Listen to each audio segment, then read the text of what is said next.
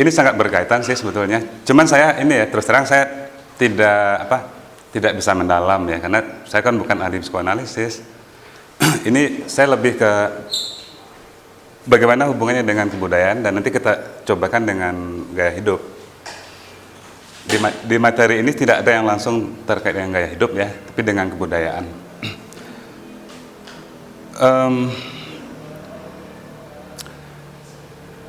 Berangkatnya dari, mungkin sudah saya sampaikan sebelumnya ya, berangkatnya dari metafora sih. Apa namanya, kalau kita bicara kebudayaan,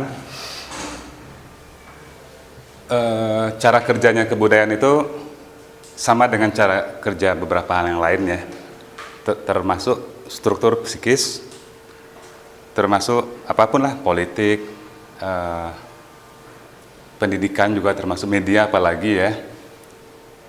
Bisa kita metaforkan dengan ini, dengan gunung es ini. Saya rasa metafor ini kan udah klasik. Gunung es artinya kan ada yang permukaan. Saya rasa kalau kita berlayar ke kutub utara itu yang terlihat kan hanya yang permukaan ini. Yang permukaan ini yang terlihat. Padahal di bawahnya kan besar ini. Nah yang besar itu nggak kelihatan gitu. Maka metafor iceberg ini menjelaskan ada yang kita tangkap sebagai hal yang permukaan ya. Kalau di dalam gaya hidup berarti kan penampilan kita kan ya, baju, gaya rambut, sepatu dan sebagainya.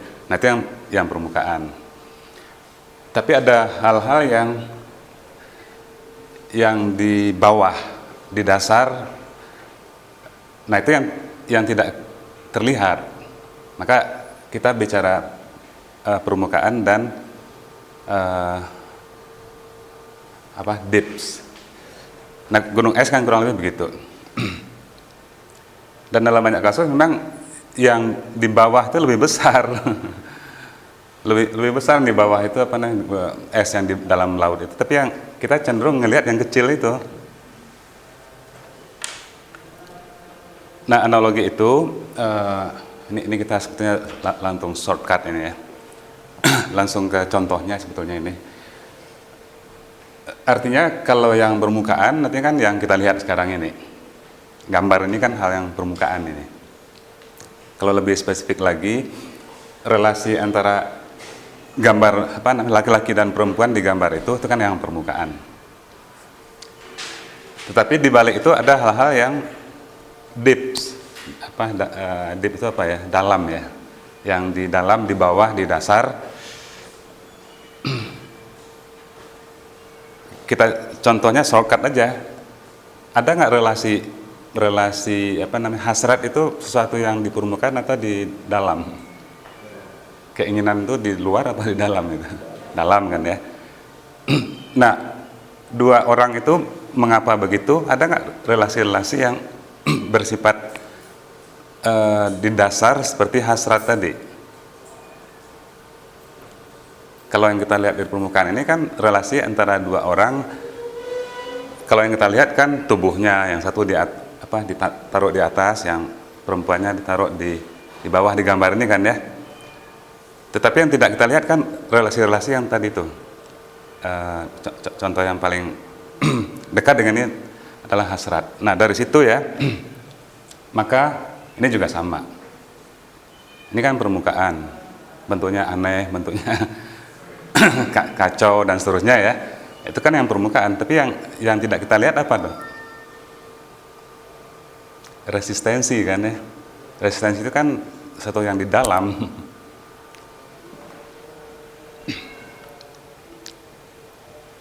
Oke, nah mungkin dari dua contoh tadi itu, maka kita coba melihat ke ini, ke struktur dunia psikis kita ya, mental lah. Nah dunia mental kita juga sama seperti ini, gunung es itu. Ada tataran yang kalau kita ngambil dari analogi gunung es itu, ada tataran kesadaran kan, hal-hal yang kita sadari. Contohnya bahasa itu sekarang kita kan menggunakan bahasa ini. saya yang menggunakan bahasa, semua yang mendengarkan apa yang saya omongin sama-sama sadar nggak itu? Bisa nggak mendengarkan kuliah saya sambil mimpi gitu kan? Nah, nggak bisa berjalan kan ya bahasa kalau yang satu sadar, yang satu mimpi. Tidur berarti kan kalau mimpi kan ya. Nah, itulah dunia kesadaran kita, bahasa, kemudian juga persepsi dunia yang kita tangkap melalui seluruh yang kita tangkap melalui indera kita kan pasti dengan sadar kita tangkapnya. Itulah dunia kesadaran. Tapi ada dunia yang disebutnya itu dunia ambang gitu ya. Jadi antara conscious dan unconscious, itu preconscious. Di antaranya adalah mimpi.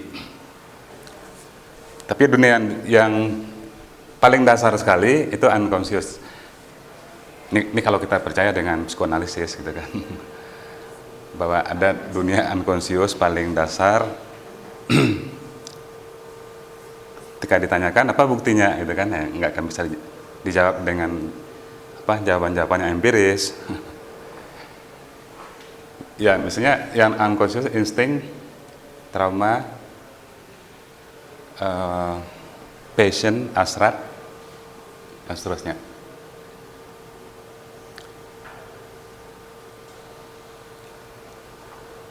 Nah, saya sekarang menggunakan bahasa.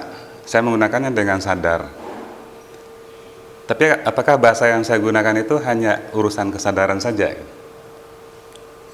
Ada nggak hal-hal dari bawah yang mendorong saya sehingga saya menggunakan bahasa seperti sekarang ini? Kalau saya perempuan berbicara di hadapan suami, di mana suaminya ini bukan suami-suami takut istri ya, tapi suami yang keras tuh kan ya, sedikit-sedikit marah. Nah, gimana perempuan tuh ngomong di hadapan suaminya yang seperti itu? Tentunya dia ini ya, ada dorongan-dorongan dari bawah dirinya yang membuat dia tidak bisa ngomong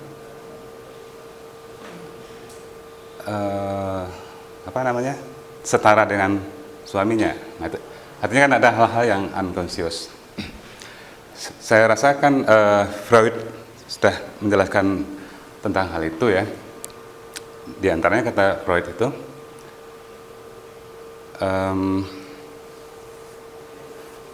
suka kita melakukan sesuatu tapi tanpa kita sadari motifnya gitu kan ya. Misalnya ada seseorang nih ya, misalnya ini kan kamar tidurnya, nggak tahu setiap pagi itu dia bolak-baliknya di jendela itu. Tanpa dia sadari dia bolak-balik di jendela itu. Rupanya dari dalam itu dorongan-dorongan ini eksibisionis. Iya. Iya. Nah, dia tidak sadar bolak-balik itu udah semacam otomatis aja, refleks aja gitu. Jadi seperti itu. Saya rasa banyak hal lah yang ini ya, yang kita lakukan secara sadar, tapi sebetulnya ada dorongan-dorongan, muatan-muatan yang berasal dari dunia ketidaksadaran itu.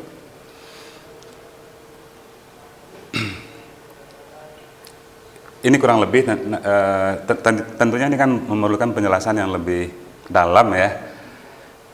Tapi saya rasakan kita sementara keep begitu aja dulu. Nah, sekarang bagaimana struktur? Kalau tadi kan struktur mental kita nih, psikis. Sekarang bagaimana struktur kebudayaan? Struktur kebudayaan juga sama. Dia seperti gunung es juga. Ada yang visible, ada yang invisible. Ada yang surface culture, jadi budaya permukaan. Nah, gaya hidup adalah salah satunya yang termasuk ke dalam budaya permukaan, gaya hidup itu. Karena kita lihat definisi dari Cheney itu, dia mengatakan gaya hidup adalah bagaimana orang menampilkan dirinya pada level permukaan.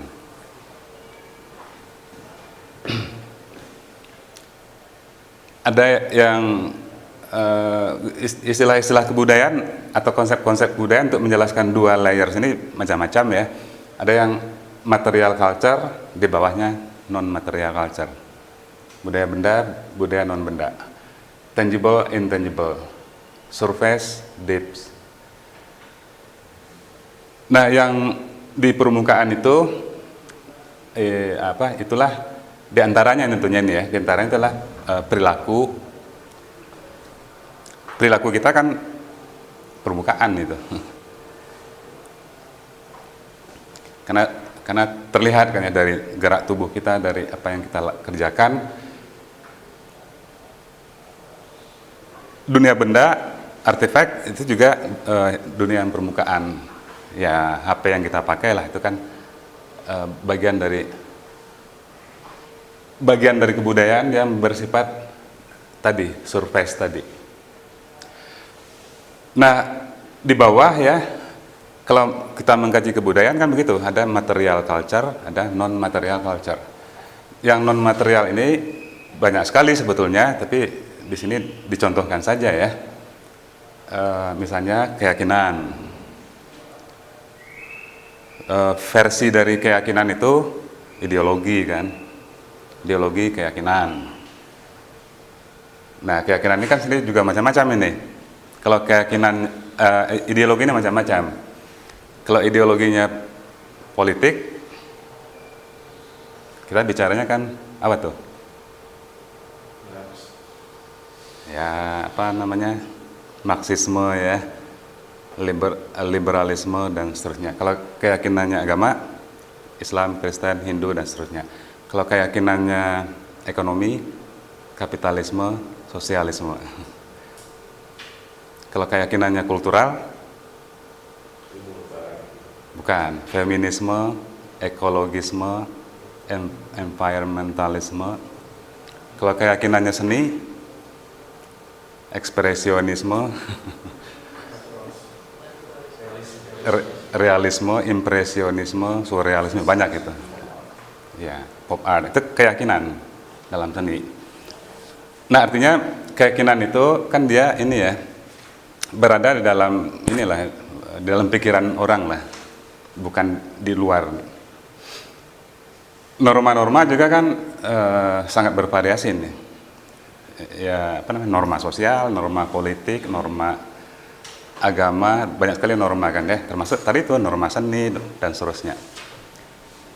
Nilai juga, nah nilai kan juga ini sangat beragam ini. Apa nilai itu kira-kira bagaimana itu? Apa sih yang dimaksud dengan nilai? Gampangnya kan gimana nilai? Ya? Nilai kesopanan. Ya, itu contohnya kan. Tapi nilai itu sendiri apa? Secara sangat sederhana ya, nilai itu kan pokoknya sesuatu yang dihargai tinggi kan. Gimana? Ya, sesuatu yang dihargai tinggi. Nah kalau secara ekonomi yang dihargai tinggi itu apa? Uang. Ya, maka di dalam ekonomi yang nilai itu ukurannya selalu uang gitu. Modal dan seterusnya. Yang dihargai tinggi dalam agama apa? Iman. Maka iman sesuatu yang bernilai dalam agama. Kalau uang belum tentu bernilai dalam agama kan ya. Nilai itu tergantung pada beliefs-nya. Ya nilai itu kan values kan ya. Jadi ada kaitan sama beliefs-nya. Sama kepercayaannya. Dengan belief. Terkait? Iya, memang terkait sih. Kalau kita bicara nilainya konteks ekonomi, kayak tadi kan ya, dalam konteks agama, ya tadi, dalam konteks politik, yang disebut nilai apa tuh? Power kan ya, kekuasaan. Yang itu yang dikejar-kejar. Jadi definisi nilai itu kan tadi apa yang dihargai tinggi, dan kedua penjelasannya cenderung dikejar-kejar orang gitu. Misalnya emas gitu ya. Emas itu bernilai tinggi nggak? Namanya juga precious metal ya, jadi apa namanya, logam mulia disebutnya itu. Sama dengan sebutan Tuhan lah itu, logam mulia. Ya kan Tuhan kan mulia kan ya. Nah, makanya dikejar-kejar orang. Nah, dia bernilai secara ekonomi. Power bernilai nggak secara ekonomi? Sebetulnya secara politik yang bernilai dia kan. Makanya dikejar-kejar oleh para politikus. Power itu pakai uang juga gitu kan. Kalau itu benar uang, Ya itu berelasi sih ya. Jadi saya rasa nilai-nilai ini makanya dia ditaruhnya paling bawah ya, karena mungkin ya karena dia sangat fundamental gitu nilai itu. Karena sekarang ini menarik untuk didiskusikan sebetulnya ya, persoalan nilai ini. Sekarang ini sudah terbalik-balik gitu. Contoh ya, di perguruan tinggi yang mestinya bernilai tinggi apa tuh? Saya rasa knowledge kan ya, pengetahuan. Sekarang yang dikejar-kejar orang di perguruan tinggi apa? Nah, berarti kan bukan ijazah itu hubungannya dengan uang. Berarti kan orang sekolah demi uang kan ya. Saya rasa banyak sekolah sekarang perguruan tinggi, kalau kita tanya ke mahasiswa, kamu ngapain sih sekolah sini? Ya nanti ingin kerja, ingin kaya gitu kan. Berarti motif nilai-nilai ekonomi bekerja di perguruan tinggi.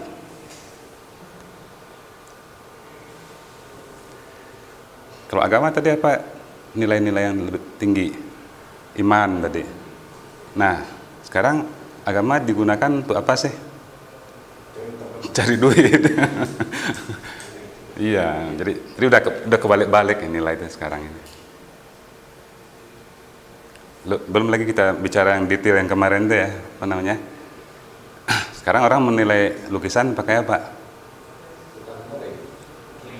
Pakai telinga, ya. Pakai kuping kan ya.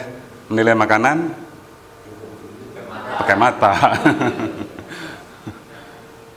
Nah seperti itu. Jadi banyak hal-hal di bawah ini yang kebolak-balik ya. Karena kita lebih apa namanya ya?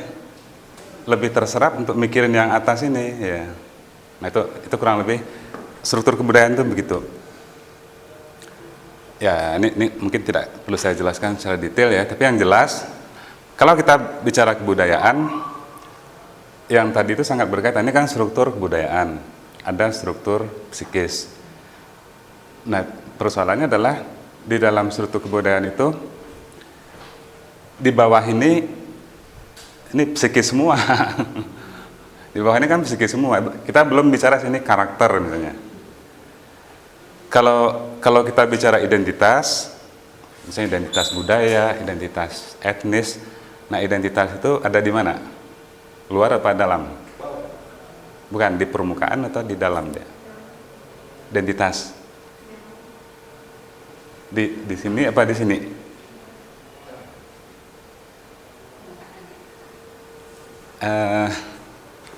Pernah dapat materi ini nggak ya tentang identitas? Kan budaya kan tiga lapisan ya. Yang pertama itu kan apa yang kita gunakan kan. Ya. Yang kedua itu apa yang kita lakukan sehari-hari. Yang ketiga itu kan ide apa yang tergolong dalam pikiran kan. Ya. Itu jadi identitas sebenarnya kan. Pikiran, tindakan, artefak. Jadi kebudayaan itu didefinisikan definisi yang ada satu definisi ya. Kebudayaan adalah kumpulan dari pikiran, tindakan, dan artefak karya. Nah, identitas itu dia berada di mana sih? Ya harusnya sih tidak tiga-tiganya ya. Misalnya dari mana kita tahu identitas seorang penulis katakan? Ya, dari tulisannya kan. Berarti identitas itu tampak luar. Gitu. Coba aja kita ini ya, apa identitas orang Indonesia dibandingkan orang bule? Kemana kita nunjuknya? Nah makanya nunjuknya ke materi, peci, rambutnya hitam, kulitnya coklat kan ya. Ya, jadi identitas kita nunjuknya ke materi. Nah kalau karakter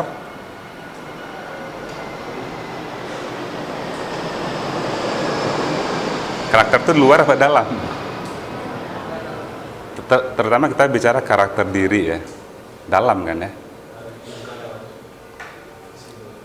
Iya, karakter itu pokoknya ciri-ciri psikis kita di dalam, tapi diperlihatkannya memang melalui ini, melalui tampilan luar. Misalnya gini, orang itu berkarakter pemarah, ya gitu ya. Nah, pemarah itu kan ciri psikis lah itu, tapi diperlihatkannya melalui ini, tubuhnya, ya. Makanya di Indonesia ini masalah pembangunan itu kan bukan masalah yang di luar ini sebetulnya.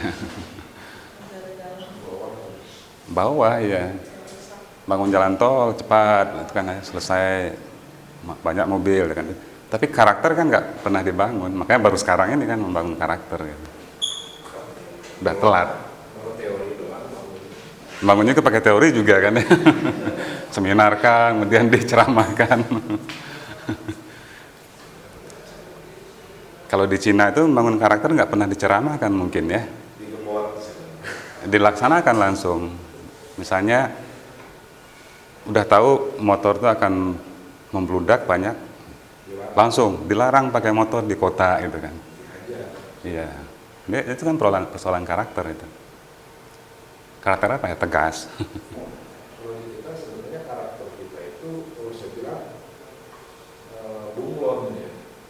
Iya. Ya, artinya gini, sebentar-bentar ham gitu, contoh kayak sepeda motor atau buru-buru itu kan ham semua gitu ini.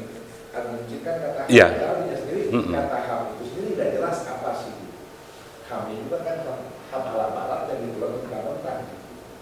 Iya. Itu sekarang Jokowi karena sakit kepala 2,2 juta. Iya. Dia malah membuat kerusakan Jakarta dengan gaji 2,2 juta. Orang-orang dari kampung ke Jakarta semua yang kerja. Gaji 2,2. Ya enggak, S1 lulus gajinya 2 juta di Jakarta. Mendingan jadi guru sekali ya. Kita punya mikir. Ya makin mikir 2,2. Tanggung jawabnya nggak banyak. Nanti yang pertama migran ke Jakarta itu orang Bogor. Orang Bogor sih kirim air. Nah, di Bogor cuma 1,6. Nah, kirim air. Pesawat itu langsung. Iya. Ya itu, jadi memang apa namanya? Jadi persoalan kebudayaan yang paling yang paling krusial, tapi susah untuk dikembangkan yang ini, yang bawah termasuk karakter tadi.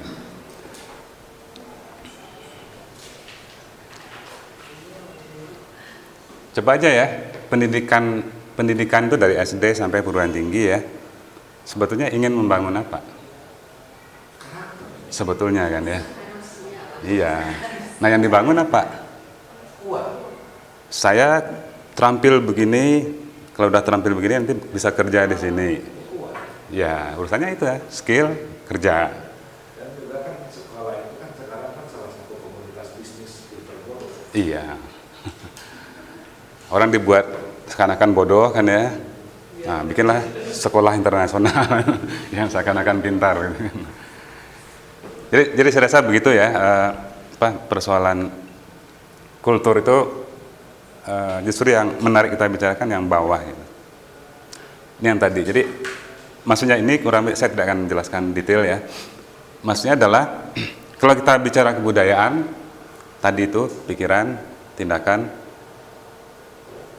karya ya. Maka ujung-ujungnya semuanya itu ya. Kalau kita tarik ke bawah, dasarnya itu adalah di tataran psikis kita gitu. Terutama ini seperti yang dikatakan Mark Bresler itu, ujungnya apapun yang kita bikin, yang kita lakukan, yang kita pikirkan, ujungnya adalah dorongan dari desire. Ya, dari keinginan. Mungkin saya ambil contoh yang potong kompas juga ini ya. Mengapa katakanlah perusahaan BlackBerry aja lebih gampang ya, sering sekali contoh ini nih. Mestinya tidak mesti itu. Mengapa BlackBerry itu selalu mengeluarkan model yang baru dan kita ingin mengganti model kita setiap ada model yang baru? Dasarnya apa?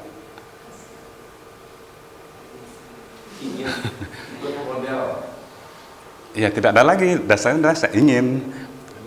Saya butuh nggak?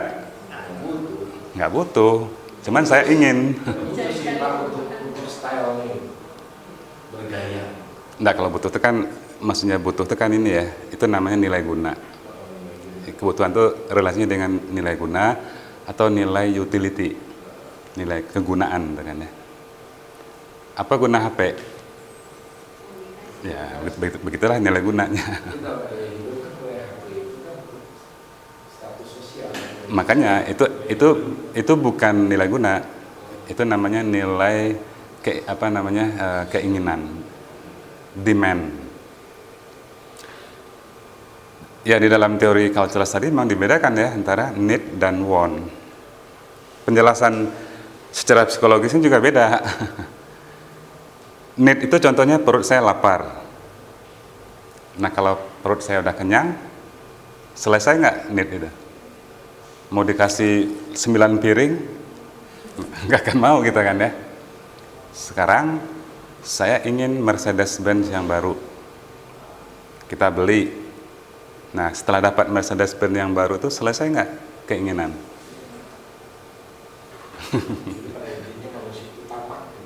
Tamak itu karena desire, keinginan kan ya.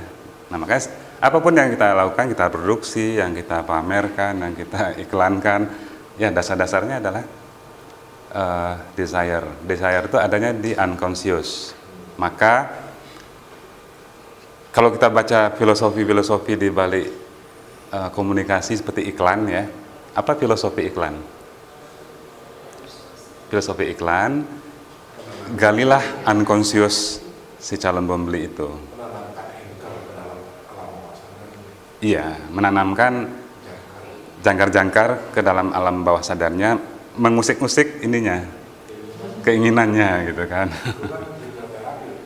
Kenapa? Hipnoterapi kan kerjanya hipnoterapi. Iya, nanamin jangkar terus kan ke orang. Oh, iya sama kali. NLP kan sebenarnya aslinya kan NLP, cuma katanya kasar gitu, diganti dengan hipnoterapi.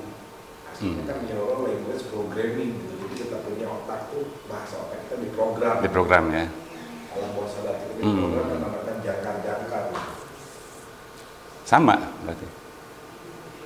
Karena iklan itu kan alam bawah sadar kita diprogram. Sama. Oke, jadi ada keinginan kita yang diusik-usik ya oleh pembuat iklan agar beli Mercedes-Benz yang baru. Tapi pihak produsernya dasarnya apa dia memproduksi Mercedes-Benz yang baru itu?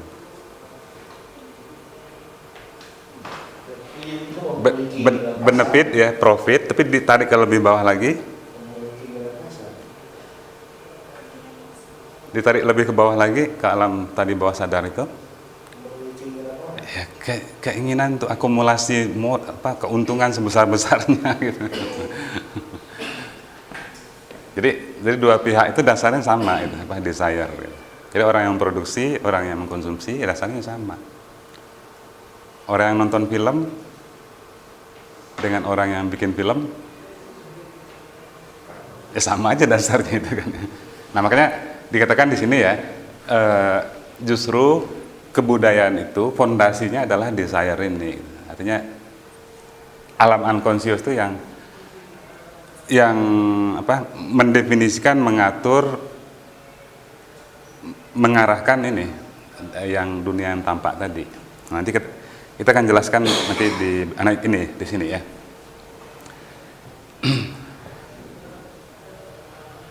Inilah model psikis dari kebudayaan. Saya akan menjelaskan semuanya. Di sini ada surface culture, ada deep culture. Ini yang tadi preconscious tadi. Banyak sekali ya. Di atas itu ya ini ada artefak, ada perilaku, makanan, pakaian, dan seterusnya. Di bawah ada seperangkat hal-hal yang deep tadi. Saya ambil contoh satu aja. Concept of self. Concept of self itu berarti kan konsep tentang diri kita. Ya. Kira-kira kita masing-masing mempunyai konsep tentang diri kita nggak?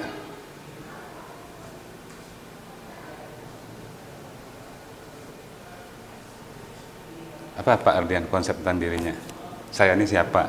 Oh itu susah ya, konsepnya dia luas ya.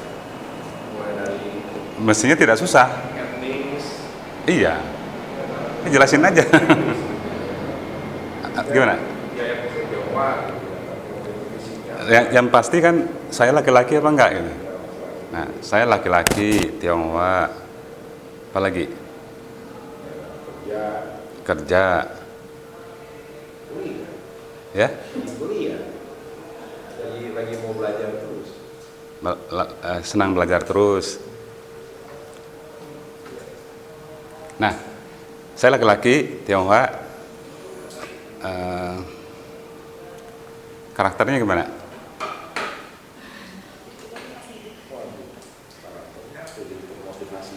Atau jangan karakter lah.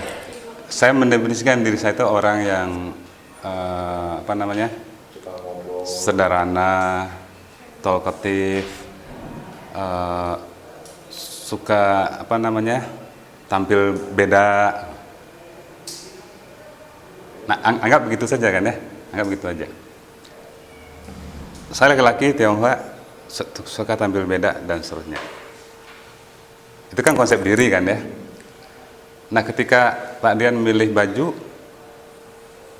beli rumah, beli sepatu, konsep diri itu muncul nggak di bajunya?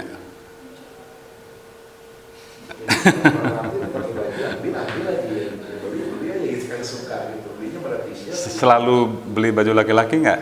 Iya pasti. Ya. Nggak mungkin Nah, itu yang paling pasti kan. Karena saya mendefinisikan saya laki-laki, saya selalu beli baju laki-laki. Karena dunia itu nggak adil, Pak. Kalau perempuan pakai celana panjang nggak apa-apa di Indonesia. Kalau saya beli rok itu bermasalah. Iya kan kadang protes kan di orang pakai celana panjang. Kita pakai rok aja ketawa. Nanti pergi aja ke Skotlandia. Itu juga kayaknya ada hari pakai ke zaman sekarang. Itu mau pacaran tertentu. Tapi itu tadi yang sangat simpel, sederhana itu ya. Saya laki-laki, maka saya pakai baju laki-laki. Tapi kan terlalu umum itu. Ya. Saya laki-laki yang seperti apa? Nah, bisa dipertanyakan seterusnya. Maco, apa namanya, metroseksual. Iya. Atau revolusioner. Nah, kalau saya menganggap saya laki-laki revolusioner, beli kaosnya bukan seperti Pak Ardian ini. Iya. Iya, Che Guevara, Mark, Lenin kayak gitu kan. Itu gara-gara kita mendefinisikan diri kita tuh pada tataran psikis seperti itu gitu. Tapi Pak sekarang ini Pak kalau saya lihat anak muda pada beli kaos Che Guevara padahal belum tahu itu teh siapa. Ya. Pakai kaosnya merah Che Guevara padahal dia orang kayaknya bukannya karena jiwanya revolusionis gitu. Ya. Kayak saya gitu. Ikut-ikutan. Itu ada penjelasan lain nanti. Di dalam nanti akan kita bicarakan nanti ya, di dalam teori psikoanalisis ada satu istilah namanya identifikasi. Identifikasi itu mengidentikan diri kita dengan sesuatu di luar diri kita. Dia menjadi model. Ya. Tanpa kita tahu dia itu seperti yang sebenarnya siapa sih dia itu, karena kita berikan dia jadi model. Jadi model diri kita. Tanya aja ke orang-orang pang di Indonesia, kamu sih ngapain pakai baju-baju gitu? Ya pengen aja katanya kan. Kalau kita tanya di Eropa, kami ingin melawan kemapanan. Kami ingin tidak mau diatur agama, tidak mau diatur negara, tidak mau diatur keluarga. Nah itulah ininya. Ya, definisi diri mereka ya. Nah kalau di kita, identifikasi, saya ingin seperti mereka. Nanti akan kita jelaskan mekanismenya nanti.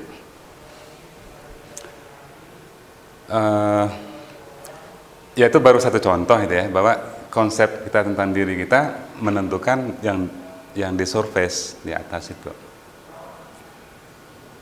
Kalau laki pakai baju laki-laki, kalau perempuan pakai baju perempuan. Perempuan yang lembut menganggap dirinya keibuan, ya pakailah baju yang keibuan. Kalau banci gimana tuh?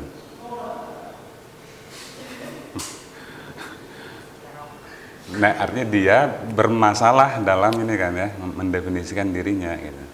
Iya. Itu di dalam apa psikoanalisis itu namanya berbagai macam abnormalitas.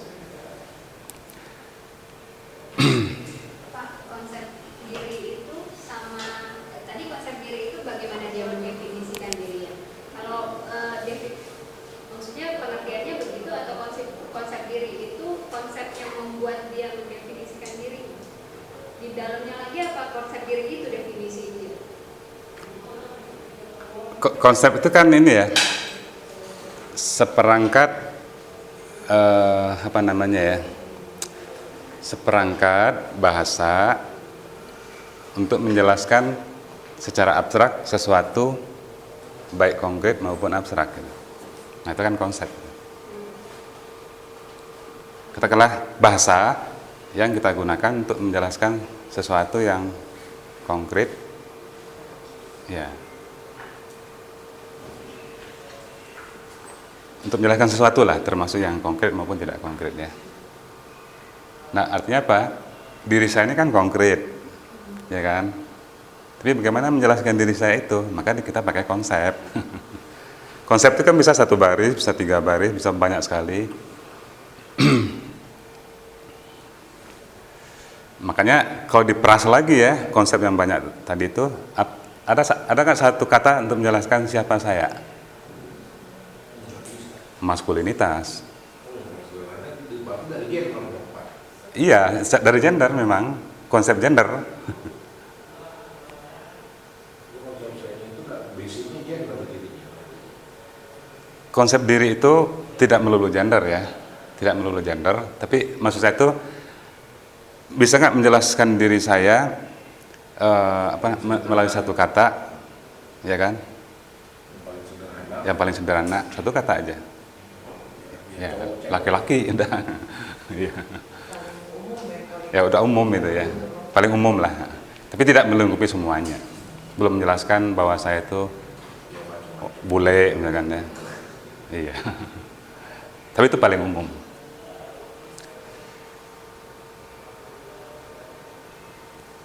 Ya dalam penelitian kan, ketika kita meneliti sesuatu, pasti kan kita berurusan dengan konsep kan ya. Yang kita lihat di lapangan kan fakta. Fakta itu tentunya ada bahasa-bahasanya, ya kan? Saya melihat fakta ada sekelompok orang kaya raya. Saya melihat fakta lagi sekelompok orang miskinnya sangat miskin. Nah itu 2 fakta. Nah konsepnya apa? Kesenjangan kan? Satu katanya itu konsep kesenjangan. Nah, begitulah kita menggunakan konsep untuk menjelaskan fakta lah seperti tadi. Gimana? Ya konsep itu kan bisa konsep ekonomi, konsep budaya, konsep agama, konsep apapun lah gitu, konsep gender tadi. Nah, termasuk konsep tentang diri kita gitu kan ya. Tapi yang penting lah pada dasarnya bagaimana kita merumuskan siapa diri kita. Nah, nanti pasti akan keluar di ini, di tampilan yang permukaan tadi.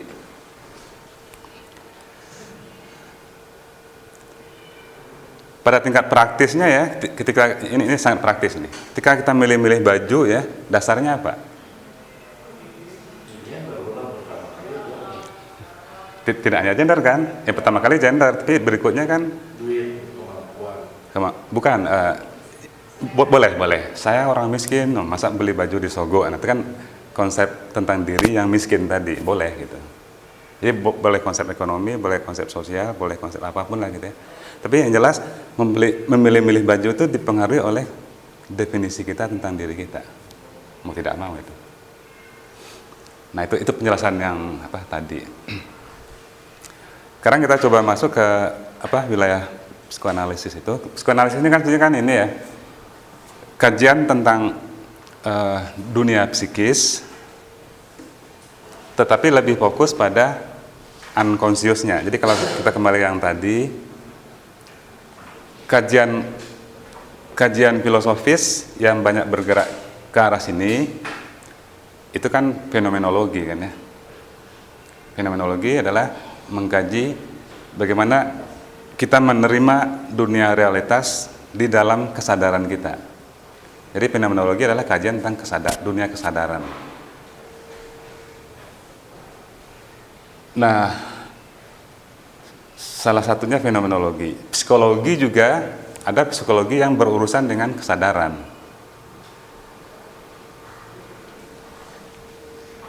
Maka kalau kita ada kuliah di sini kan juga ada kuliah cognitive science ya. Nah, kalau kita bicara kognisi, mestilah dia berurusan dengan hal-hal yang kita sadari. Jadi cognitive science itu dia di wilayah kesini. Cognitive science itu kan juga ada versi psikologinya. Nah, psikoanalisis dia ke bawah. Psikoanalisis kajian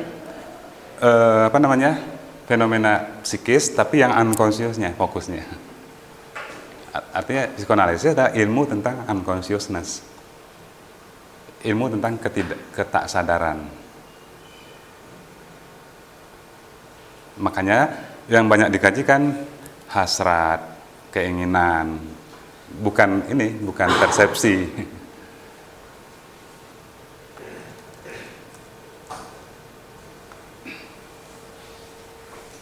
Ya, kalau dijelaskan penjelasannya,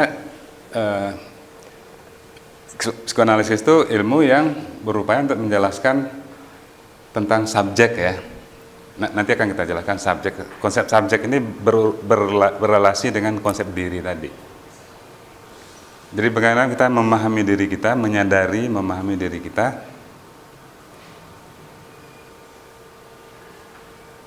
Selama yang kita pahami itu ada dorongan-dorongan dari ketidaksadaran, nah itulah unconscious. Bagaimana kehidupan di dalam diri kita itu terstruktur, bagaimana dia dibentuk, dan bagaimana dia pada akhirnya menentukan ciri-ciri individu.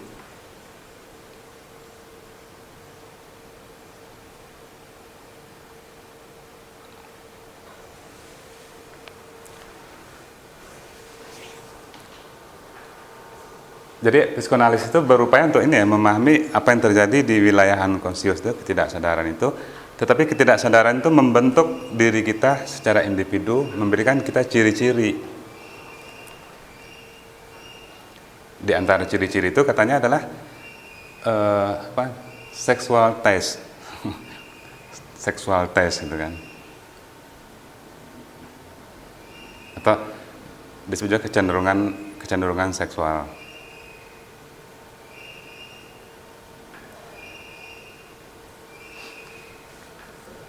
Nah, tentunya di dunia di bawah itu kan sangat kompleks ya. Maka Freud menggambarkannya kan begini nih, kurang lebih. Ada itu diri kita yang sebenarnya. Itu diri kita yang sesungguhnya. Makanya dia berada di wilayah unconscious nih kan ya, si itu. Ego itu semacam mediator antara diri kita yang sebenarnya dengan dunia luar. Nah, dunia luar itu sebelah sana ya, dunia sebelah di luar ini. Nah, di lapisan luar itu ada superego. Superego itu yang memberikan masukan-masukan pada ego itu,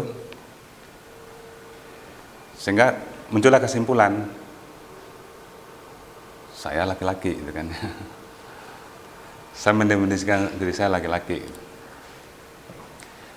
Tapi menurut teori psikoanalisis ya, semua manusia itu berbakat menjadi laki-laki dan berbakat menjadi perempuan. Cuman pada waktu proses masa kecil barangkali bakat perempuan itu di diri saya direpresi, ditekan oleh ego tadi. Maka yang muncul adalah bakat perempuan saya ditekan, direpresi. Maka yang muncul adalah bakat laki-lakinya gitu. Tapi bakat perempuan itu masih ada loh dalam diri saya. Tapi ditekan terus.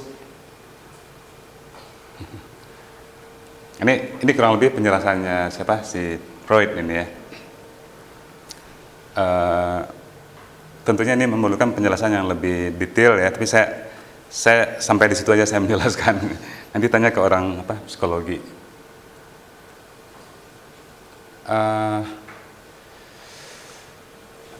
Oke, yang menarik mungkin ya, ini kalau kita merujuk ke Jacques Lacan itu,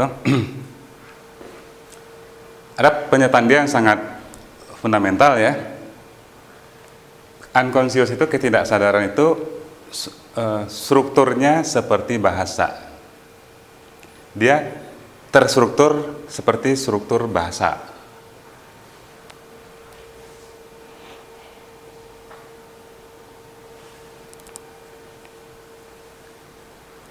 Nah, kalau bahasa itu ada strukturnya nggak?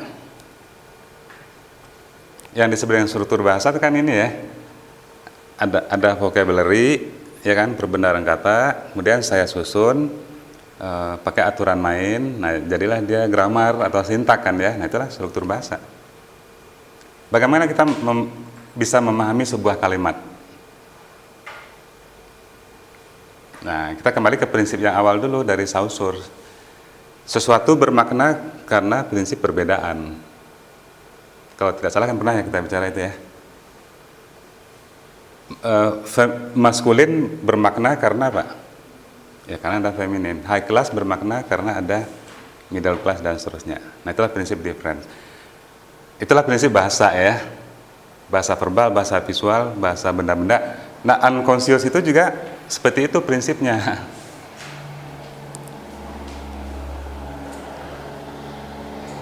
Kita ambil contoh tadi itu, bukan kita, dicontohkan oleh Lacan gitu ya.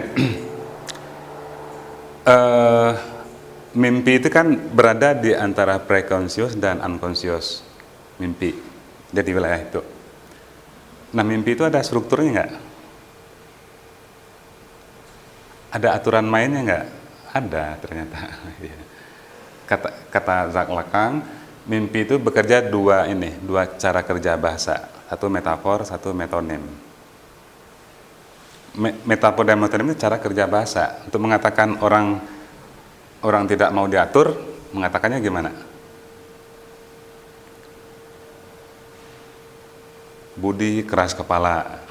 Nah, kita kan sedang menggunakan metafor itu. Iya. Nah, metafor itu di mimpi juga paling sering muncul di mimpi metafor itu. Ada metonim. Metonim itu sesuatu yang kecil mewakili sesuatu yang lebih besar. Ketika ada sebuah iklan, di iklan itu hanya tampil bibir berwarna merah. Nah, bibir itu mewakili siapa? Perempuan. Nah, maka dia metonim. Nah, di mimpi itu metafor dan metonim itu bekerja sama gitu kan. Kalau kata Freud, metafor dan metonim itu terkait dengan transference dan kondensasi. Transfer itu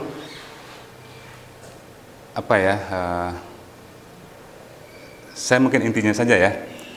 Jadi di mimpi itu ada sesuatu yang dipadatkan, kemudian digabungkan.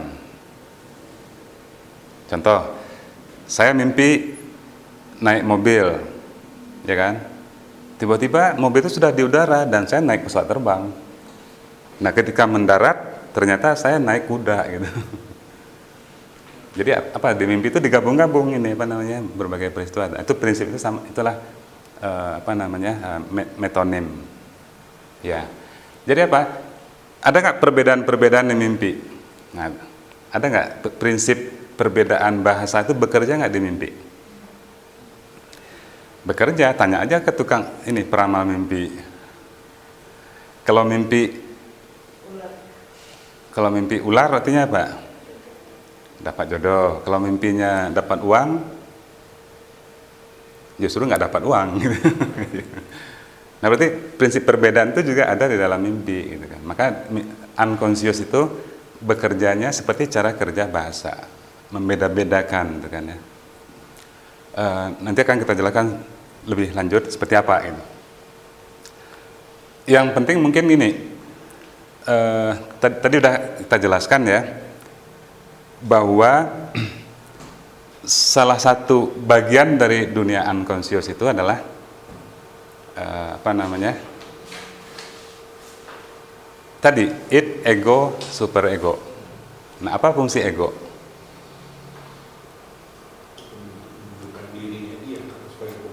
Fungsi ego itu mendefinisikan diri, ya kan? Fungsi ego itu mendefinisikan diri. Yang tadi udah kita contohkan. Yang nanti definisi diri itu berefek pada ini, bagaimana kita menata dunia luar kita gitu. Tetapi subjectivity ini terkait dengan konsep diri, cuman dia agak lebih luas ya.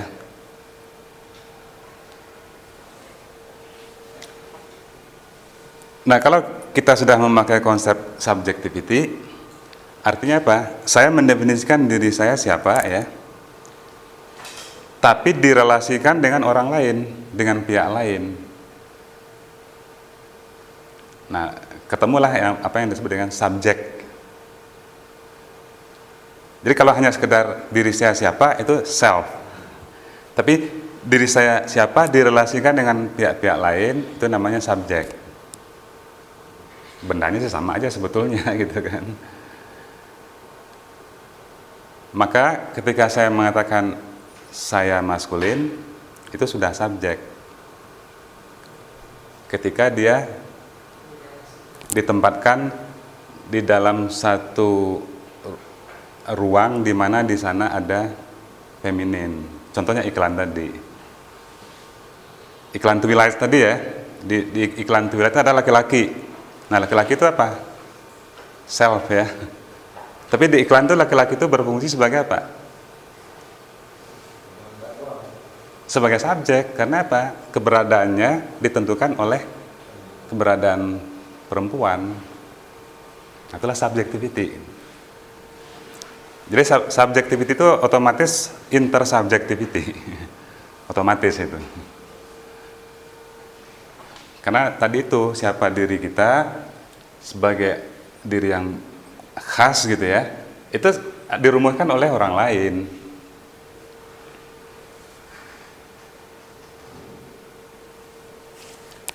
Nah, sehingga di sini ya, di dalam teori-teori subjectivity ini, konsep the other itu menjadi sangat penting, terutama di konsep Jacques Lacan itu. Others, the others. Kalau di Indonesia kan apa ya? Lian ya. Ada yang katakan yang lain, ya, tapi ada juga bahasa yang lebih apa namanya? Lebih primitif nih ya, lian. Nah, konsep lian ini kan berbeda dengan lain. Kalau konsep lain, apa namanya?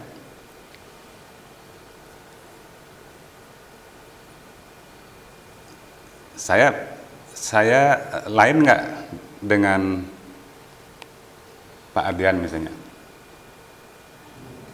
Lain kan?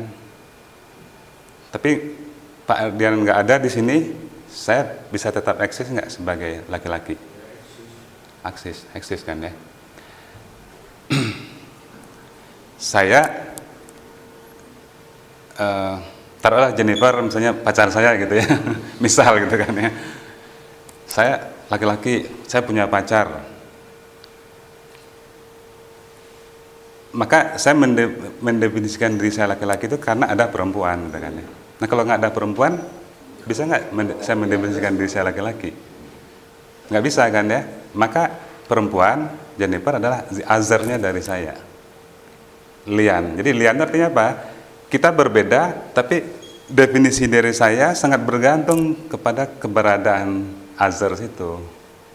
Kalau nggak ada others, maka tidak ada diri saya. Diri saya nggak berarti gitu. Ya, tadi juga sama kan. Gimana saya menjelaskan saya maskulin ya? Karena ada feminin, dan feminin itu others, lian. Tapi relasi saya dengan para homoseksual tidak begitu. Saya laki-laki, ada homoseksual. Kalau homoseksual nggak ada, saya tetap laki-laki nggak? Ya tetap, berarti dia bukan lian. dia lain aja. Nah, cenderung konsep lain itu dibedakan dari konsep lian. Gitu. Lain kita berbeda dengan sesuatu, sudah selesai. Kalau lian kita berbeda dengan sesuatu, tapi keberadaan diri saya bergantung pada keberadaan dia. Contoh lain, bagaimana seorang pemimpin memperlihatkan powernya? Kalau ada rakyat kan ya, nah, kalau rakyat nggak ada, berarti nggak power itu. Nah, itu, seperti itu. Jadi rakyat bagi penguasa adalah the others, lian. Nah, seperti itu. Jadi sehingga konsep subjectivity itu selalu berurusan dengan lian tadi, the others tadi.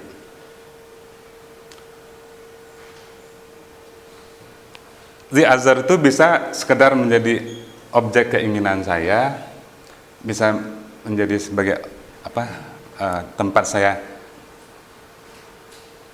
meloloskan kepentingan saya.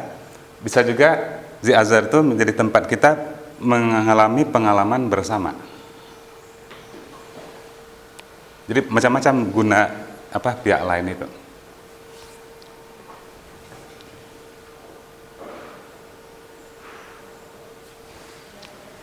Dan oleh karena itu maka ini ya selalu ya melalui konsep subjektivitas itu kita selalu ini ditempatkan di sebuah posisi tertentu di dalam relasi intersubjektif tadi gitu. Nah, contohnya lah di dalam masyarakat patriarki perempuan ditempatkan di dalam posisi apa? Lemah, marginal, ya kan? Ya, pelengkap. Nah, itulah yang disebut dengan posisi subjektivitas gitu. Laki-laki sebaliknya kan. Nah, banci posisinya di mana?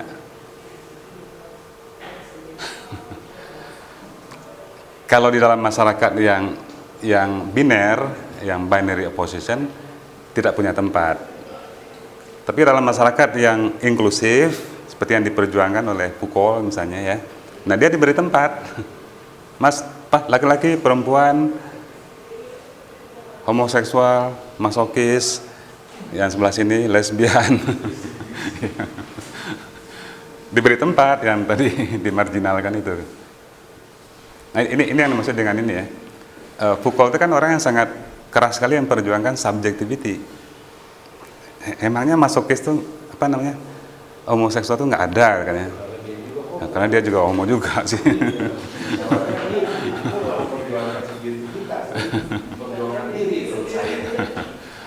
Nggak, dia mau kali orang lain kok itu.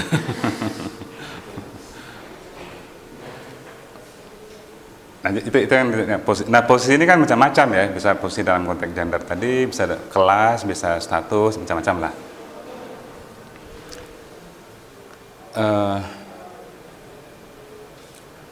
Ini sekedar contoh aja, udah sering kita pakai ini ya, contoh ini.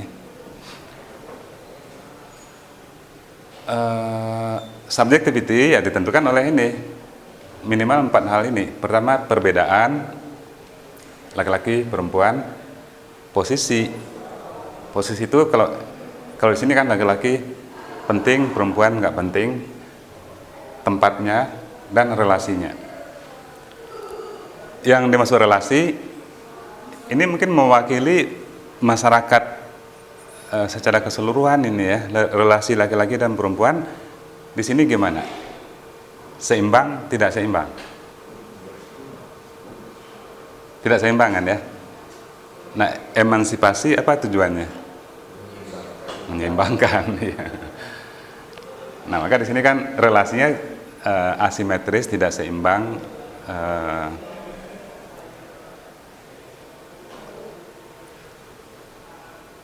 timpang ya, ketimpangan, istilahnya kan ketimpangan gender itu. Nah, emansipasi kan yang timpang itu disamakan gitu. Jadi ini contoh konkret dari ini ya, subjectivity. Walaupun ini iklan ya, tapi ini kan berlaku juga di tataran sosial yang lebih besar. Nah, kemudian yang penting juga di dalam tataran psikis itu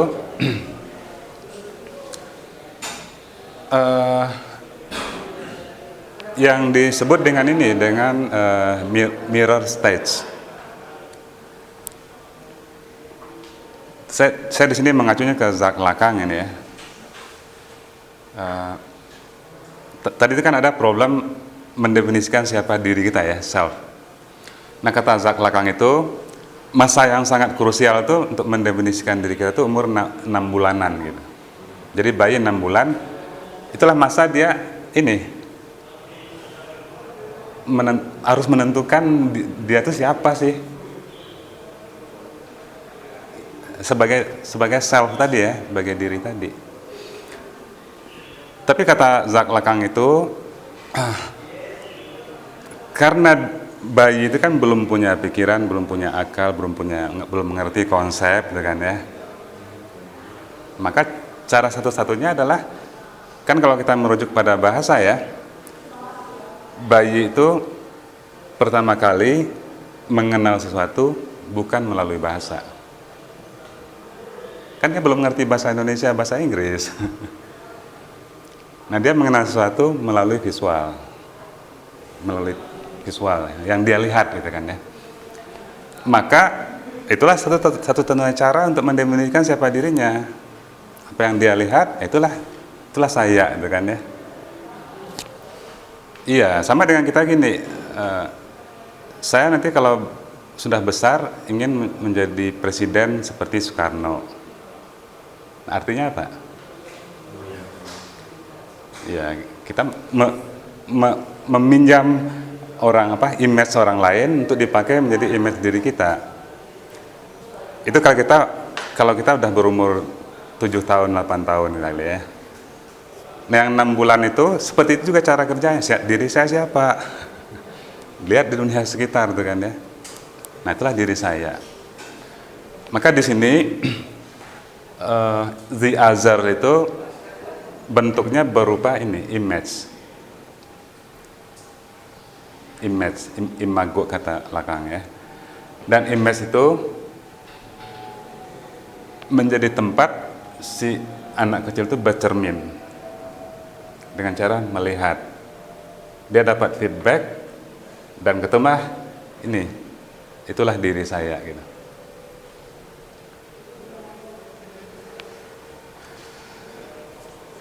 Karena kalau kita ambil logika tadi ya,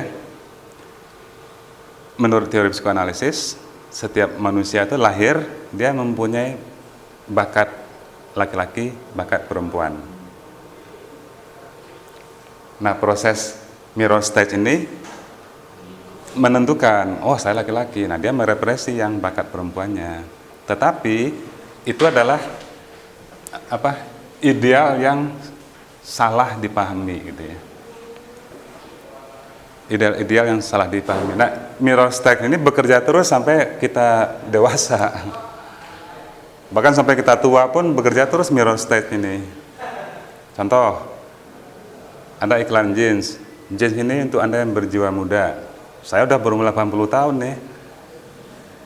Nah, kira-kira saya mendefinisikan diri saya itu berjiwa muda nggak? Bisa jadi kan? Artinya apa? Mirror state itu masih bekerja. Iya. Tapi kalau ini kan yang primordialnya, yang primalnya, yang awalnya. Saya itu siapa gitu kan?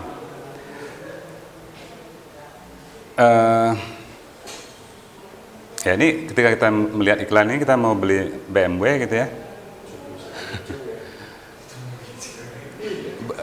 Belum tentu kita mendefinisikan diri kita seperti itu ya. Cuman si iklannya kan berupaya orang yang pakai BMW itu kelasnya ini gitu. Atau dapat pacarnya kayak gini. Nah, dapat pacarnya kayak gini. Nah, pacar apa nih? Nggak tahu deh. Ya, kita langsung pakai prinsip perbedaan. Masyarakat bawah bisa nggak seperti ini?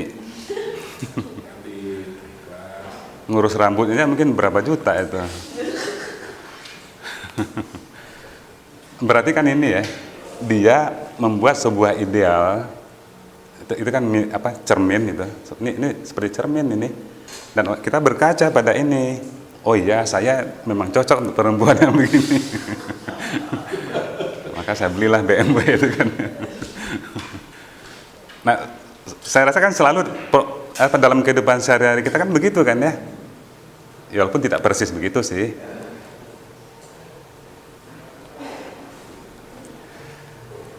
Nah, oleh karena itu ini sebetulnya ini ada kekeliruan ini, mungkin saya perbaiki dulu. Oke. Jadi ini adalah struktur yang sangat fundamental, struktur dunia unconscious yang sangat fundamental ini.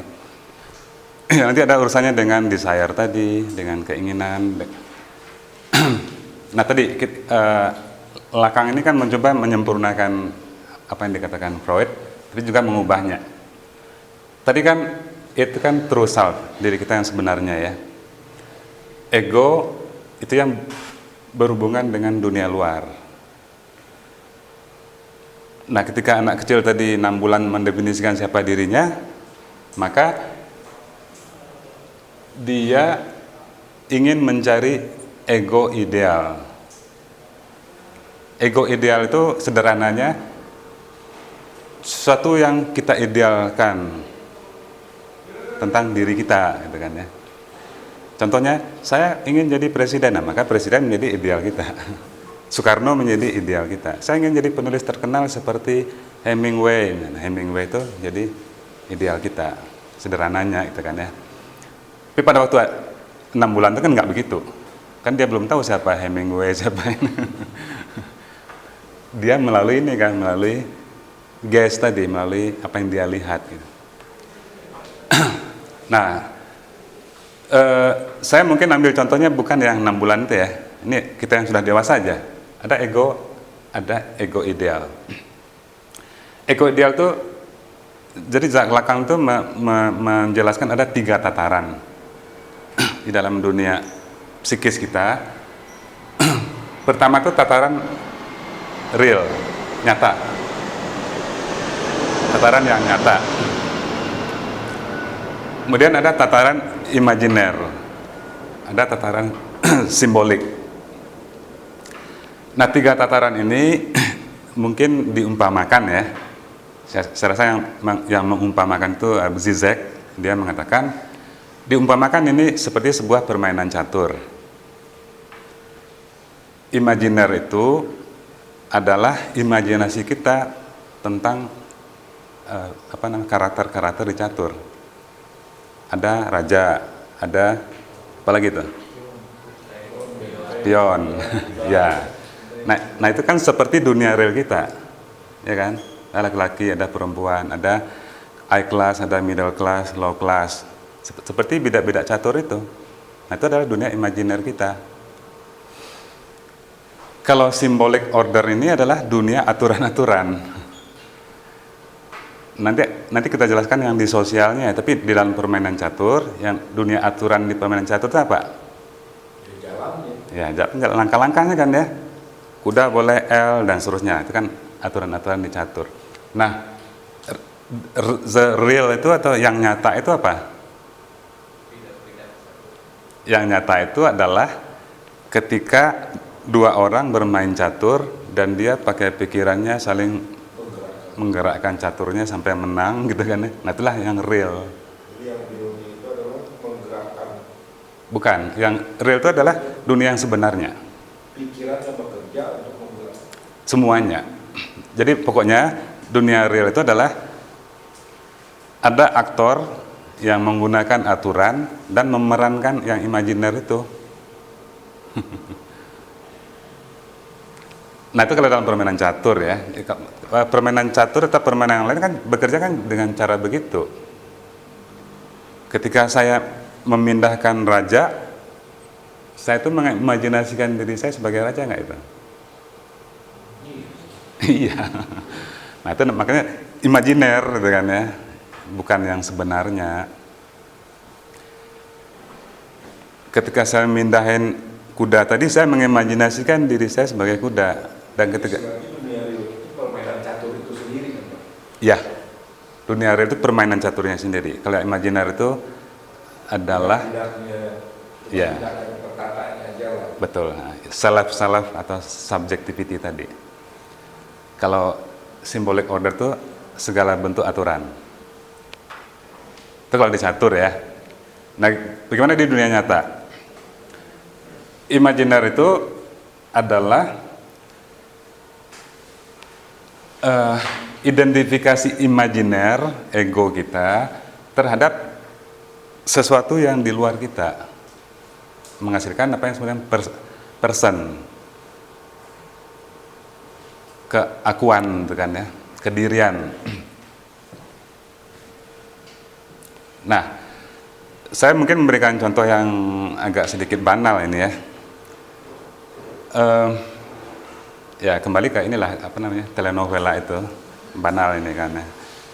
Maria Mercedes, saya tahu cuma itu dari dulu gitu.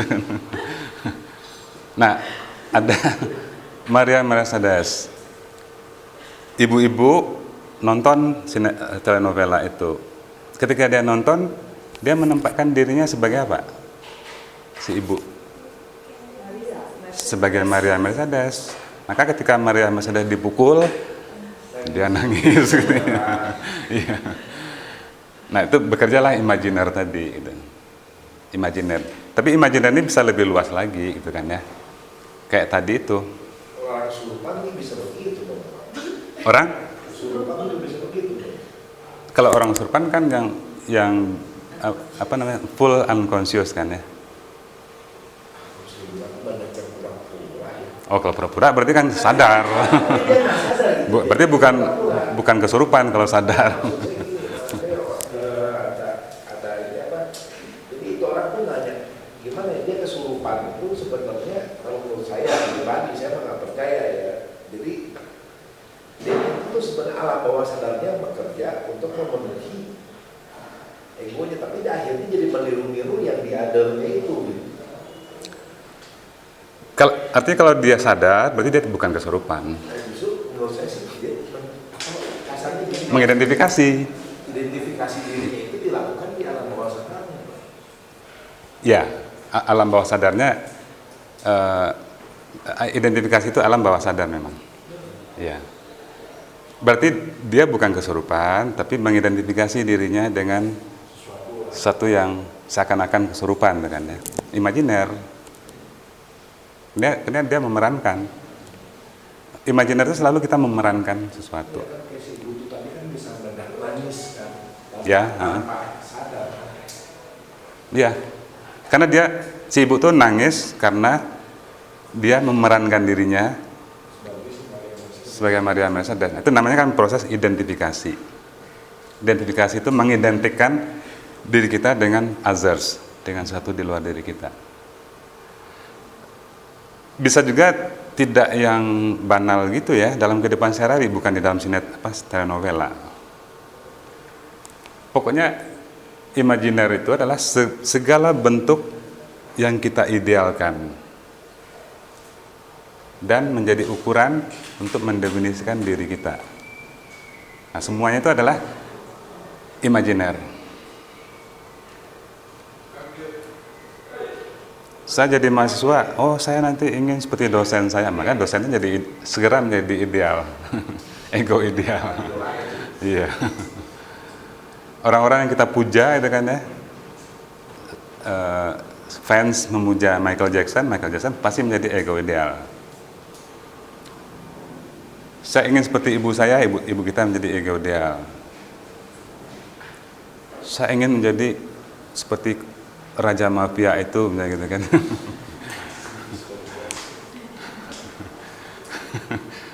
Ada kan orang yang begitu kan ya. Gimana? Saya rasa di seluruh masyarakat. Ini bekerja di hampir seluruh tataran sosial manapun bekerja. Siapapun juga gitu kan ya. Baik laki-laki mau perempuan, anak-anak, orang dewasa. Oke, jadi disebutnya ego ideal, azarnya azar huruf kecil gitu ya. Karena sesuatu yang kita idealkan. Nah, yang simbolik ini disebutnya bukan ego ideal, tapi ideal ego.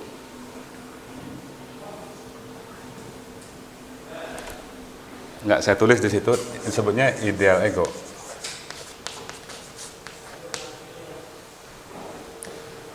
Yaitu segala bentuk aturan sosial atau kode-kode yang mengatur diri kita. Dari mulai nama, dari mulai status, dari mulai kelas. Ini mungkin bersesuaian dengan teorinya teori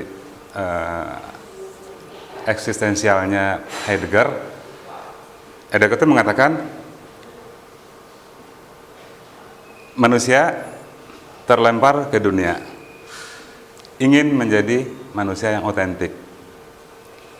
Tapi karena dia sudah terlempar ke dalam dunia sosial, di sana ada bahasa, di sana ada aturan, di sana ada habit, di sana ada undang-undang, maka selamanya dia tidak bisa menjadi diri yang otentik.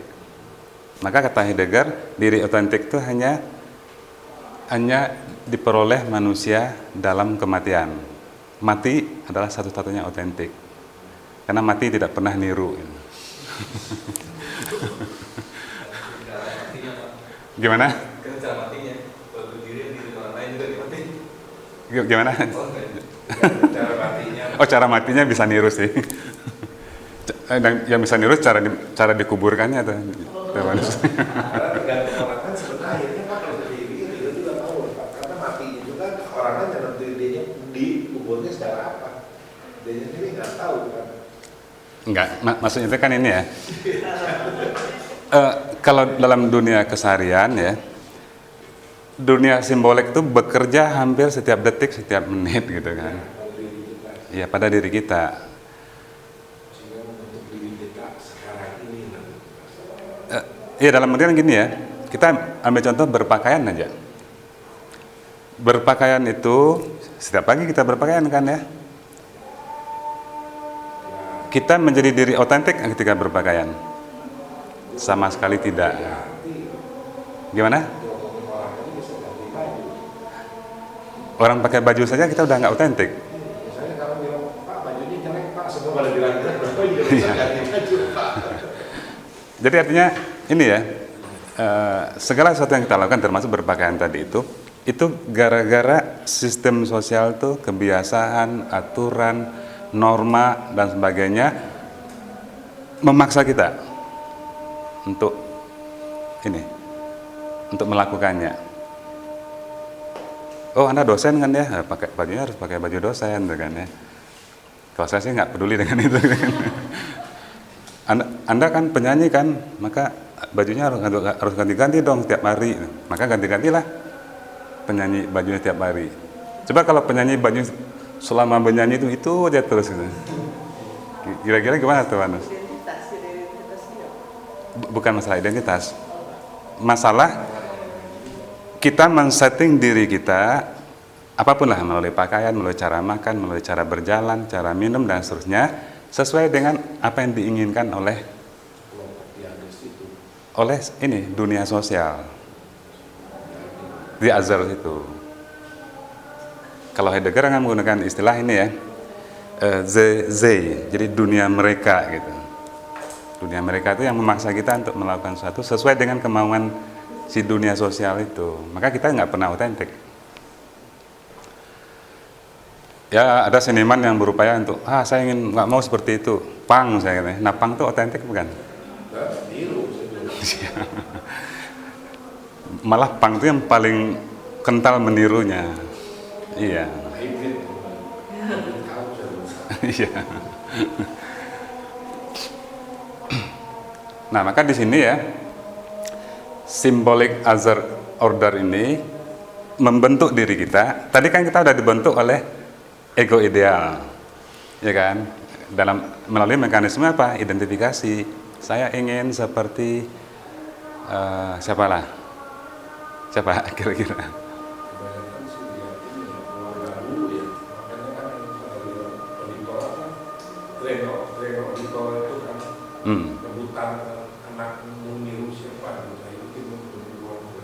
Oh, ada gitu ya.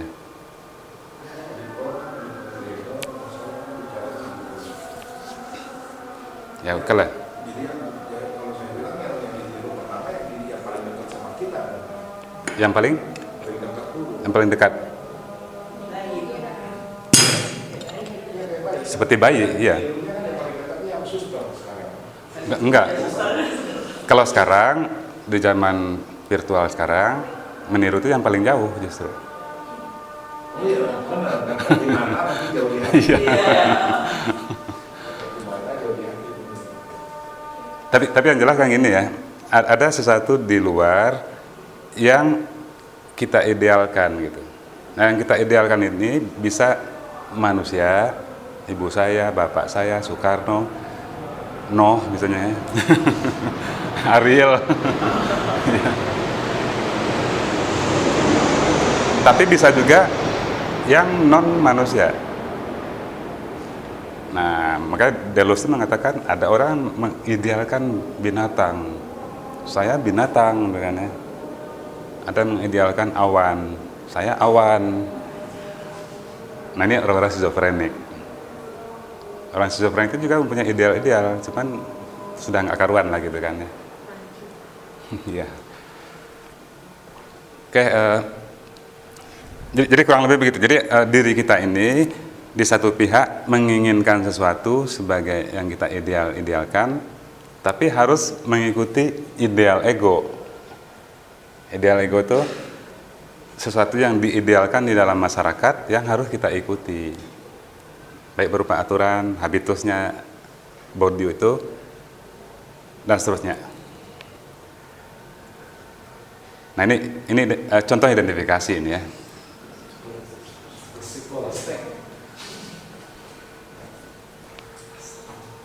Kenapa?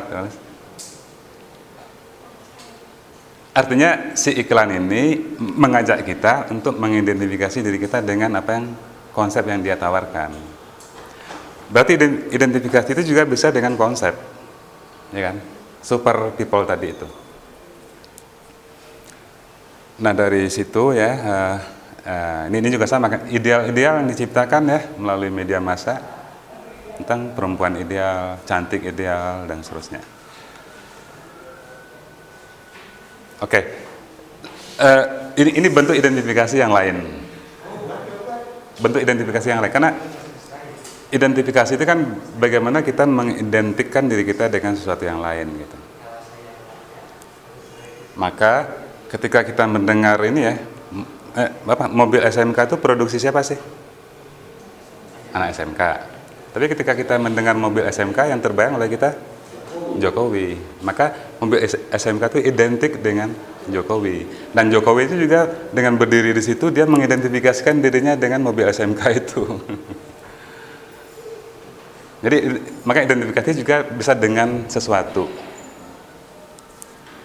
Jokowi identik dengan mobil SMK, SBY identik dengan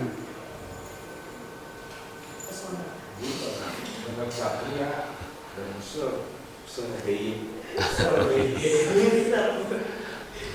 maka sekarang banyak para politikus itu membuat identik-identik, ya kan?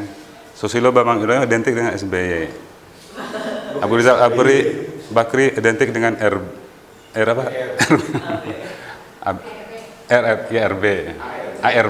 nah, kayak gitu. Itu identifikasi.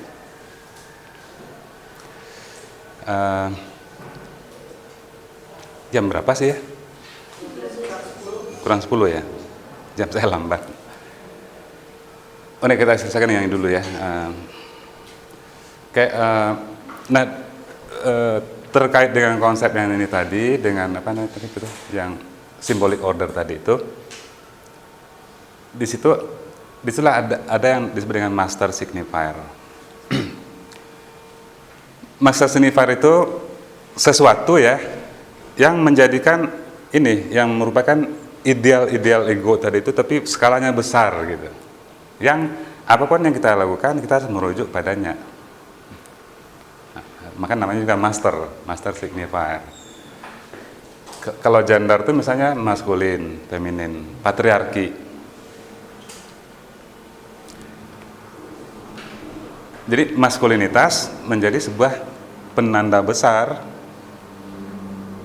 menjadi sebuah konsep besar lah ya, dimana ketika laki-laki merujuk pada itu, maka mendefinisikan apapun yang dilakukan oleh laki-laki itu. Mau dia olahraga, nah kalau saya maskulin, olahraganya apa dong? Sepak bola. mobilnya, motornya Harley Davidson. Nah, artinya konsep besar itu mendefinisikan yang kecil-kecil, kan ya. Nah, kalau itu gender. Kalau itu agama, misalnya Tuhan, gitu kan ya. Segala satunya harus merujuk pada Tuhan itu. Nah, di Indonesia ini segala sesuatu yang kita lakukan merujuk pada Tuhan nggak? Ya, harus menurut Pak. Iya, maksudnya kenyataannya itu kan ya. Kenyataannya sih enggak kan.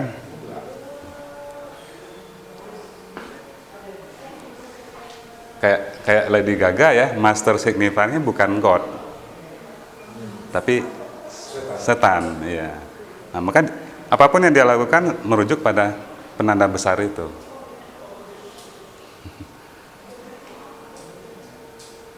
Padahal penanda besar itu kan bukan Lady Gaga yang menciptakan, ya kan? Iya. Kalau nggak masyarakat mungkin Tuhan barangkali kan. Nah, dia merujuk pada symbolic order namanya kan ya. Tapi skalanya besar. Ini bisa apapun sebetulnya, bisa politik juga. Kalau saya demokrasi prinsip politiknya, nah tercermin nggak dari perilaku kita? Bicara bebas. Bisa terima pendapat orang. Ya? Bisa terima pendapat orang, ya kan? Yang otoriter kadang-kadang ngotot. Lebih ketahuan dari cara ngomongnya itu ngotot. Ya, artinya seluruh tingkah laku, tadi tuh ya, seluruh pikiran, perilaku, dan karya kita merujuk pada demokrasi itu. Berpikirnya demokratis, bertindaknya demokratis, karya-karyanya, maka seniman-seniman yang senang nih kan ya, apa namanya, kebebasan berekspresi. Ya karena konsep besarnya demokrasi. Coba kalau konsep besarnya adalah komunis, boleh nggak kita sebebas sekarang? Nggak bisa. Bahkan baju kita pun nanti akan harus diganti kan. Nah jadi saya rasa nih master signifier ini sangat penting ya di dalam dunia psikis kita.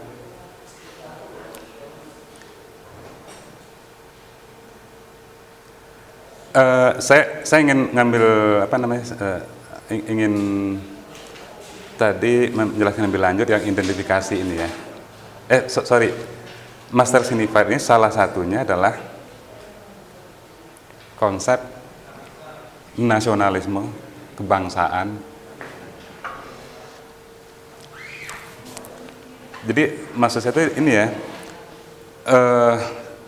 symbolic order itu termasuk master signifier itu dalam banyak hal selalu menghimbau kita, memanggil kita, mengajak kita. Nah contoh ya, agama itu selalu mengajak kita nggak? Selalu kan ya, berdoalah, ya kan, beribadahlah, itu kan kita selalu diajak gitu. Jadi master signifier selalu mengajak kita. Nah, ini contohnya yang ini ya, yang konkret ini. Ini kita diajak untuk apa sih? Apa konsep besarnya? Nasionalis ya. Jadi konsep besarnya master signifier nasionalisme. Nah, siapa yang merasa dipanggil? Ya nggak ada kita di sini kan ya. Ini kan Amerika nih.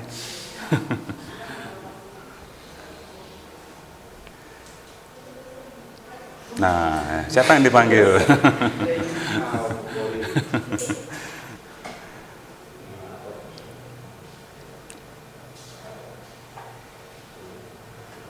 Oh ini nggak jalan, nggak apa-apa lah. Oke, saya singkat aja barangkali ya. Jadi udah berapa tadi ya? Ada identifikasi, ada symbolic order, ada imaginer. Nah semuanya itu yang paling fundamental, yang paling di bawah alasnya ya, fondasinya itu semuanya terkait dengan desire. Mau identifikasi, mau tadi master signifier, mau symbolic order, semua itu terkait dengan desire, dengan keinginan. Karena keinginan itu ditentukan oleh yang tadi. Ditentukan oleh struktur tadi. Misalnya,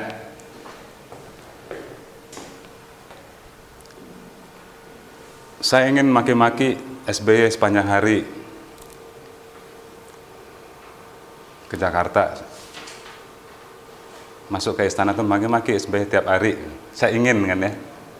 Nah, bisa nggak? Apa yang menghalangi kita? Pampres, kemudian polisi. Nah, itulah simbolik order kan ya. Aturan-aturan juga kita bisa ditangkap. Nah, menghina presiden itu dilarang di undang-undang.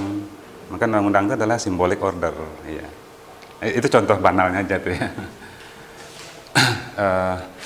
Artinya apa? Desire kita dihalang-halangi oleh ini, oleh simbolik order. Tapi desire kita juga dibentuk oleh imajiner. Ya, apa yang kita inginkan dalam banyak hal dibentuk oleh yang imajiner itu. Contohnya, saya ingin mobil. Nah, keinginan kita itu siapa yang tadi dikatakan, tadi itu apa namanya? Siapa yang merancang keinginan kita itu? Ya, produsen. Jadi kurang lebih makanya desire itu dia tidak bisa dilepaskan dari yang tadi. Nah, apa itu desire? Saya rasa kan banyak definisinya. Saya sini mungkin ngutip salah satu aja. Ya, desire itu adalah kekuatan daya barangkali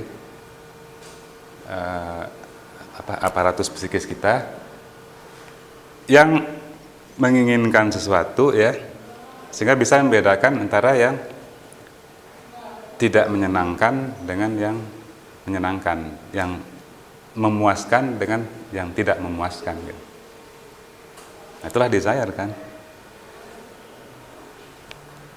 Kita milih baju, dasarnya desire nggak? Ketika dasarnya, wah ini nggak bagus, ini bagus, ini menyenangkan, ini tidak menyenangkan, itu sudah desire dasarnya udah. Karena hasrat itu kan tujuannya adalah mencapai yang menyenangkan itu, pleasure. Cuman hasrat itu selalu hasrat bagi yang lain. Desire itu desire of the other. Maksudnya dua macam, ada dua arti itu ya. Maksudnya dua arti itu, desire itu adalah, hasrat itu adalah hasrat terhadap lian.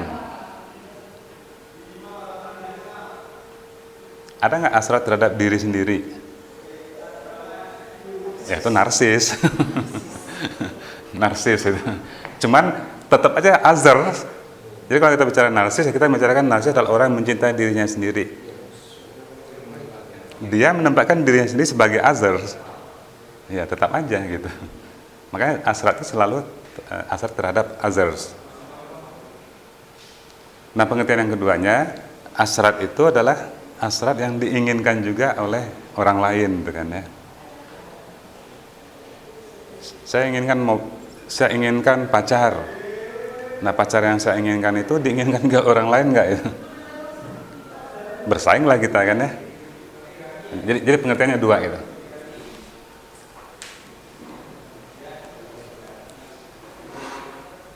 Yang tadi udah jelaskan, itu tujuan utamanya kan pleasure ya, kepuasan.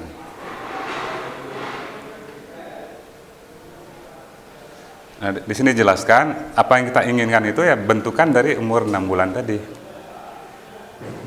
Kalau saya laki-laki diarahkan, saya mendefinisikan diri saya perempuan, ada nggak orang yang begitu? Saya secara biologis laki-laki, tapi identifikasi saya mengarahkan diri saya itu menjadi, saya mendefinisikan diri saya itu perempuan. Ada nggak orang yang begitu ya? Kayak Dorce itu kan? Sehingga apa yang disebut yang memuaskan bagi Dorce? Sama nggak dengan kita orang yang normal itu kan ya? Nah, seperti itulah. Jadi desire itu selalu ujungnya saya ingin mendapatkan kepuasan dari sesuatu. Bisa dari barang, bisa dari orang, bisa dari konsep apapun lah gitu. Cuman di sini ternyata hasrat itu ada 4 ya, tidak cuma 1. Ini secara garis besar aja ya. Passive narcissistic desire. Itu kurang lebih kita dapat kepuasan ketika kita memenuhi si master signifier tadi. Kita dapat kepuasan ketika kita memenuhi apa yang diinginkan oleh master signifier tadi. Tuhan, demokrasi, keluarga. Contoh, ketika kita beribadat, ya, beribadah gitu ya, di agama yang masing-masing, ketika kita melakukan ibadah itu dengan sempurna, kita tuh merasa dapat kepuasan nggak? Kita merasa Tuhan itu mengasihi kita nggak? Nah itulah itu. Jadi kita merasa dikasih itu adalah hasrat sebenarnya. Dasarnya hasrat itu narcissistic desire. Kalau yang aktifnya hasrat ingin menjadi sesuatu. Jadi kalau kita kaitkan dengan skema tadi, yang nomor 1 itu adalah hasrat untuk menjadi bagian symbolic order.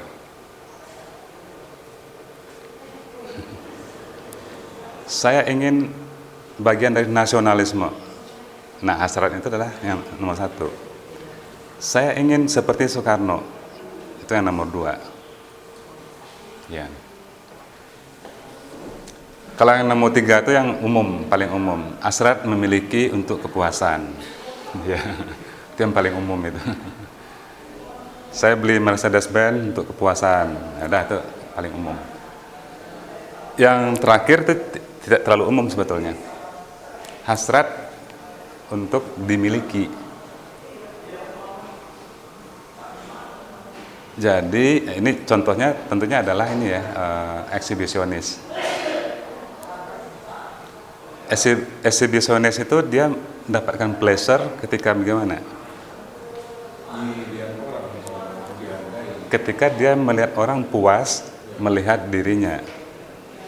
Berarti dia puas ketika tubuhnya dilihat. Nah, dilihat tuh bagian dari konsep dimiliki. Sekarang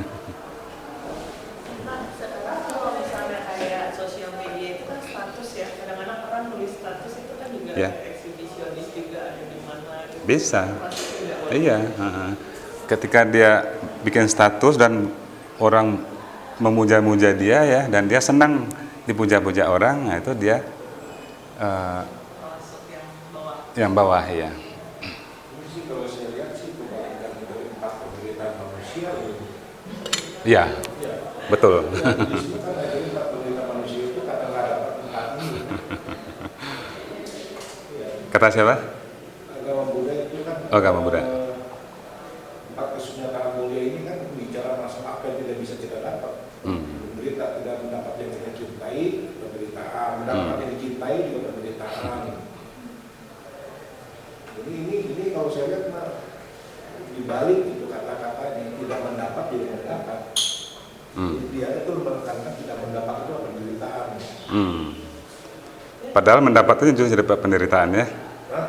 Justru mendapat itu dapat penderitaan justru. Nah, justru itu yang mendapat pun dan tidak mendapat pun penderitaan. Sama-sama menderita ya. Mereka kan bicara kan tanha itu kan. Jadi itu ajaran untuk menekan keinginan sebenarnya. Bukan.